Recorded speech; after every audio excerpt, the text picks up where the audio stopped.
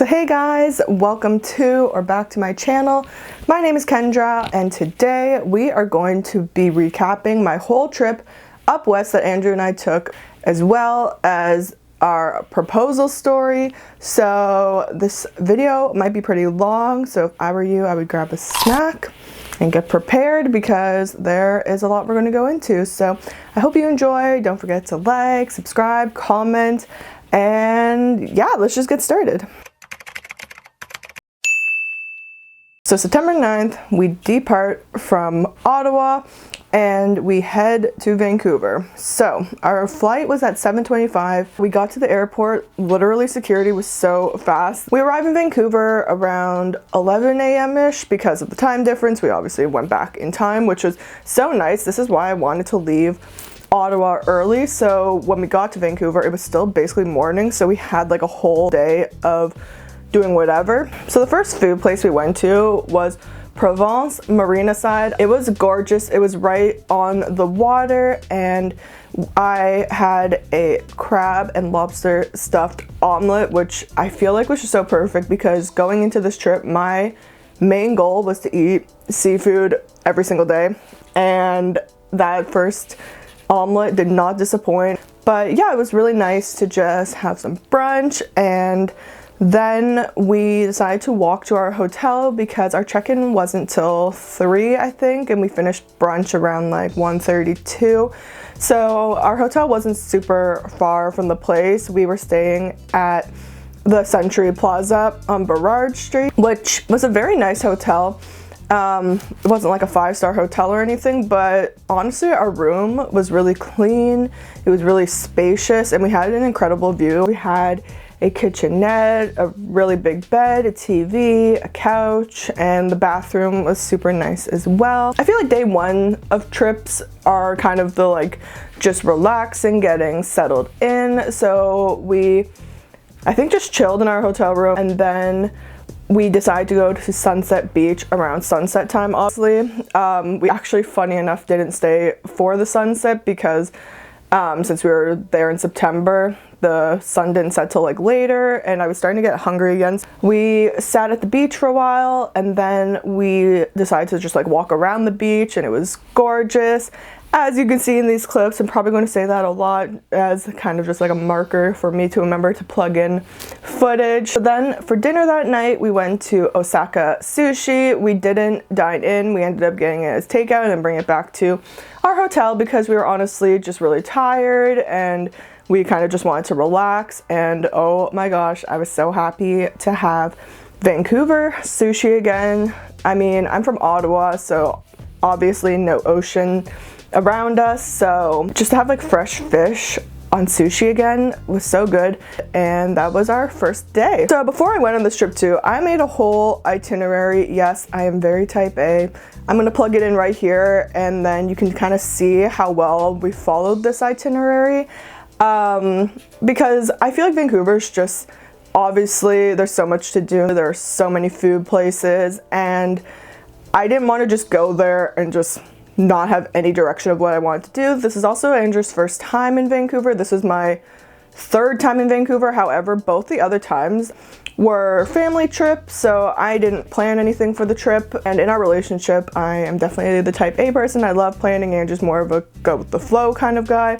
The way I built the itinerary was for us to obviously get all these super fun things in, but also have time to relax. So day 2 of the trip was one of our more relaxing days. So we went to this really cute Japan market, and it was just a little market with a whole bunch of vendors. There was a whole bunch of artwork, food, clothing, and it was really cute. I got this little Eevee keychain, and I also got a card for my friend's wedding, which I don't know if I got a picture of. It was super cute. And then we went for lunch at Meat in Yaletown, and this place was recommended to me quite a bit to go to. It was super good. We both got a burger there. I can't remember the name of the burger we got there, but it was really good, and their french fries were really good, and it was very, very filling.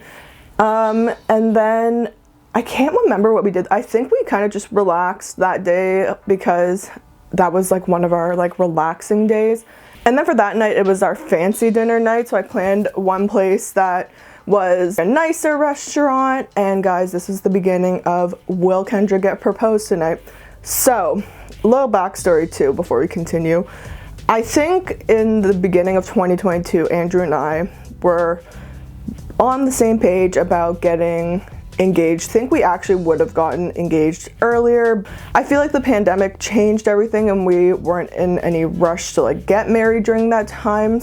We celebrated our 7-year on June 13th. You know, I felt like the Vancouver trip was a very potential spot for me to get engaged. And going into the trip, I knew that, but I didn't want the trip to be just about the proposal, because I knew the type of person I am is I overthink things a lot like that. So I didn't want to spend the whole trip wondering if he was going to propose or not.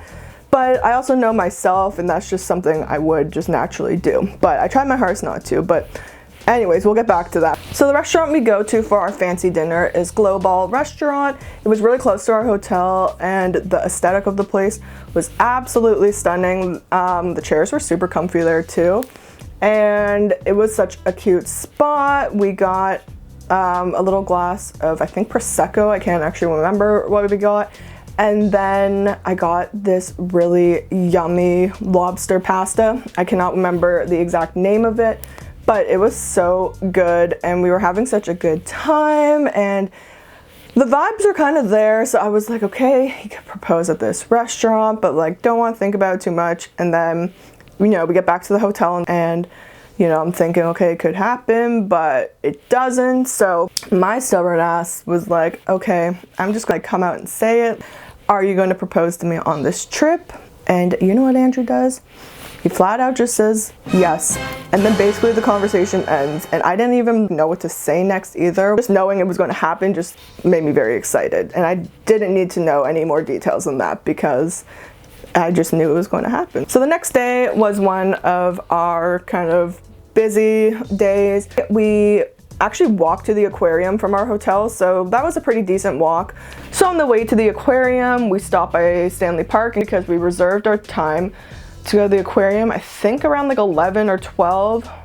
Actually, it might have been 1 even. And then we just sat along the seawall. So when we were there was a fire. I think it started like the first day we were there, like in the evening. So we didn't notice it much on day 1, but most of the time on our trip, it was very smoggy. And then we went to the aquarium. The Vancouver aquarium is pretty massive. And then we decided to Uber home. That evening, we were going to go to Kitsilano Beach. So we decided to walk there as well.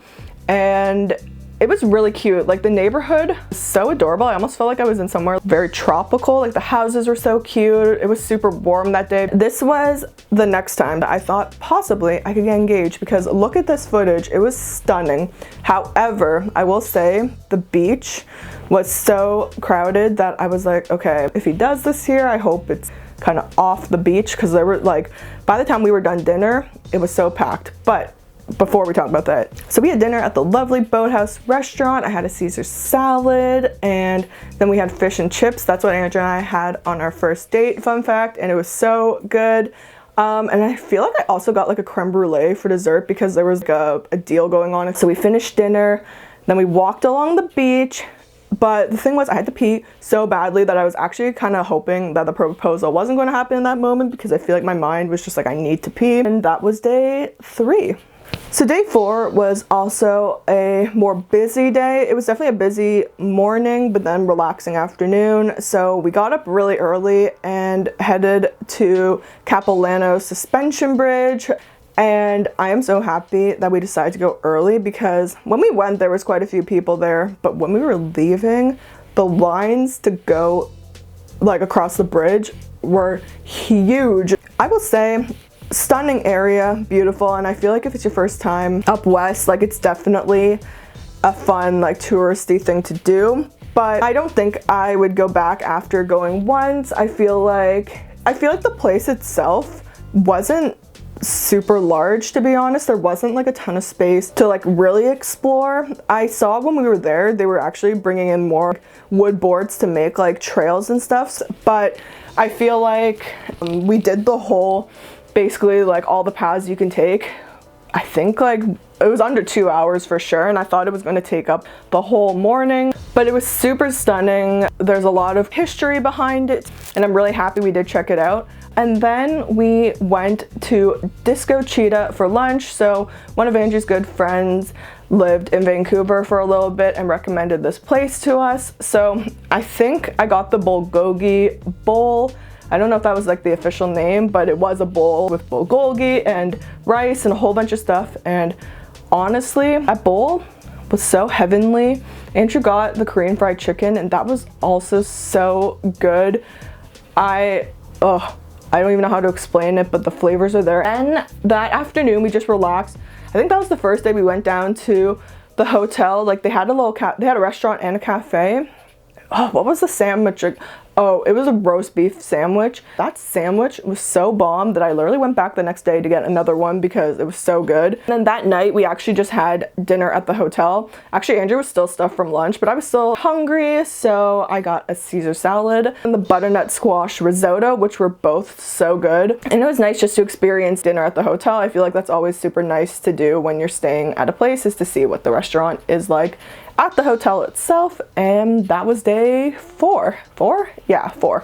For day 5, we got up early and we decided to do the, I don't know what the exact trail is called, but we did the Stanley Park like loop. So we walked around a little part of Stanley Park in like the forest. We found this like massive slug. I don't know if like in Vancouver this is normal. If you are scared of bugs, skip a few seconds, but this is what we saw and it was crazy. It was massive. I was like, oh my god, I'm not a big fan of bugs, but it was just crazy and I wanted to get a video of it. And then we popped out at the seawall and then we ended up doing like the whole seawall, and that day was the perfect day for walking because it was sunny, but it wasn't humid or anything. So the walk was super nice. Again, still pretty smoggy as you can see.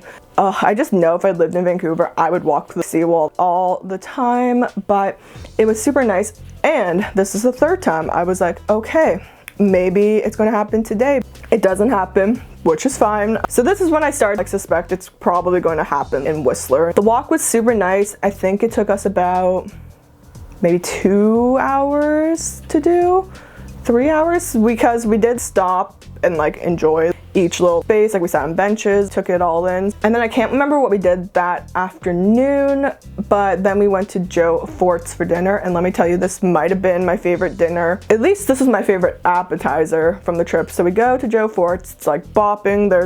I think there was live music. It was great. The like vibes were there. And we got the calamari as our appetizer, which was literally like the biggest appetizer I've ever had. When we finished that appetizer, I was stuffed, so I was kind of worried that I wasn't going to finish my pasta. Spoiler alert, I didn't. But the calamari was so good. They also gave us this lobster oil that you can buy. It was just like so delicious.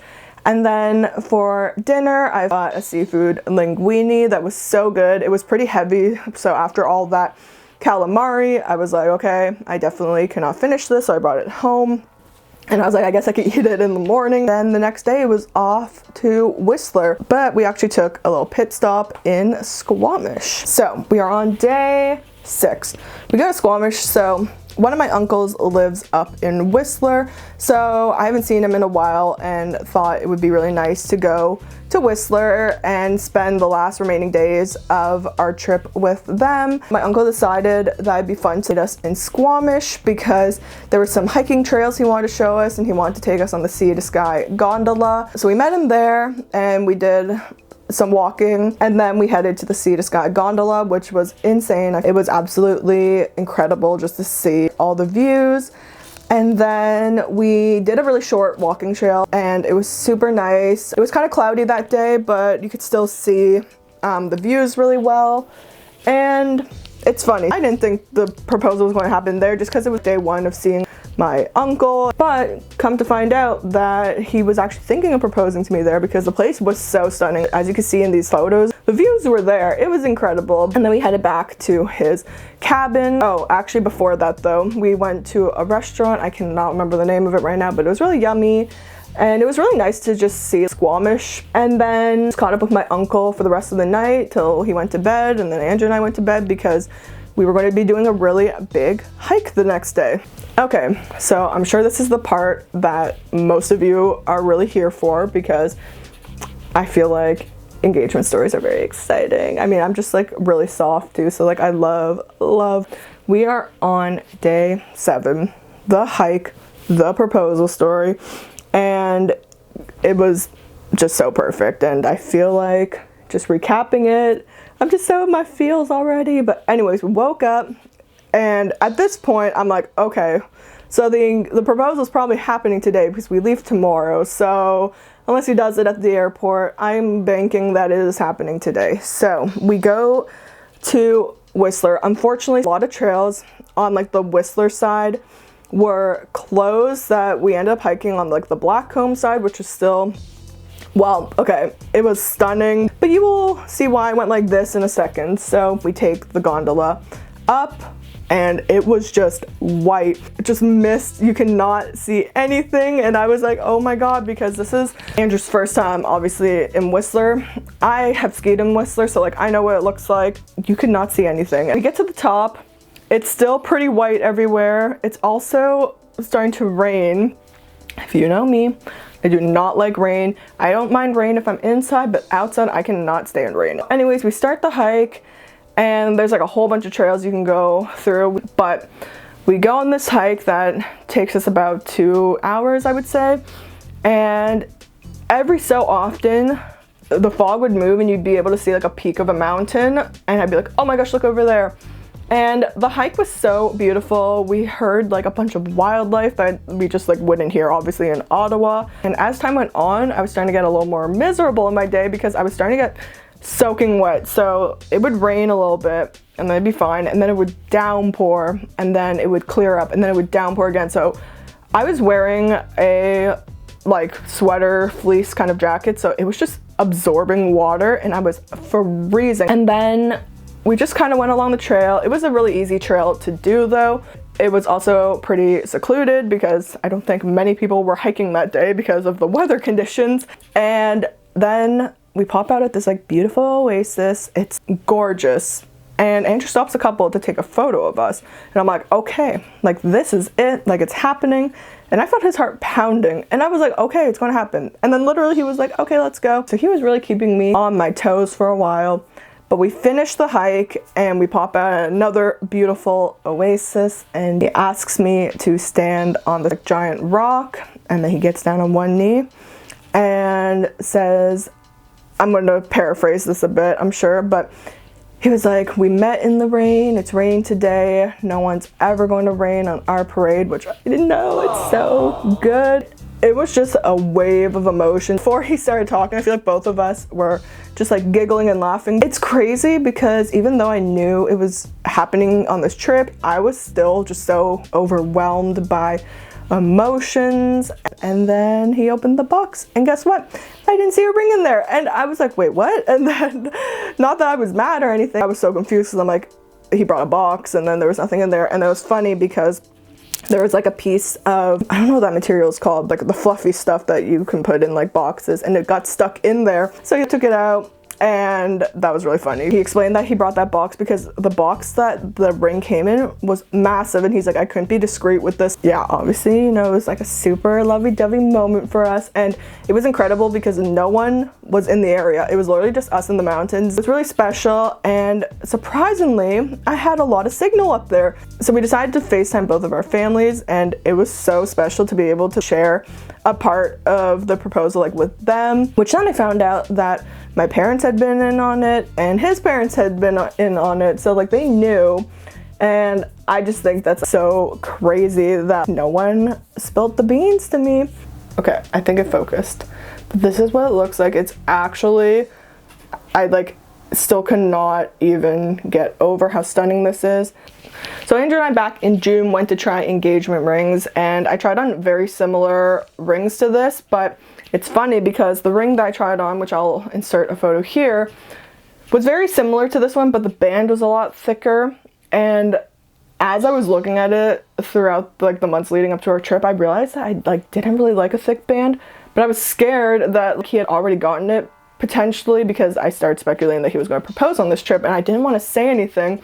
And he ended up choosing a different one with a smaller band anyway, so I don't know if that's couple telepathy, but if you want more details about like the ring itself, let me know in the comments and I can obviously talk about it. You know, I love him with all of my heart. I feel like looking back at this sounds so cheesy, but it's so true. Heading down from our hike, I did call a lot of my close friends about it. My aunt and uncle already knew as well. We had fondue and champagne, and it was just a really good time. And then yeah, we just spent the evening catching up like with my aunt because she wasn't there for day one, and she actually used to be a wedding planner, so I feel like we got a lot of good advice from her. It's just really exciting, and you know, I've known Andrew was my soulmate for a very long time, and I am just so excited to marry my best friend. So I hope you guys enjoyed this video. Please let me know what your favorite part was, if you want any more details on anything, and I am sure I will be doing more wedding content down the line. So I hope you enjoy it, and I will talk to you guys later. Bye.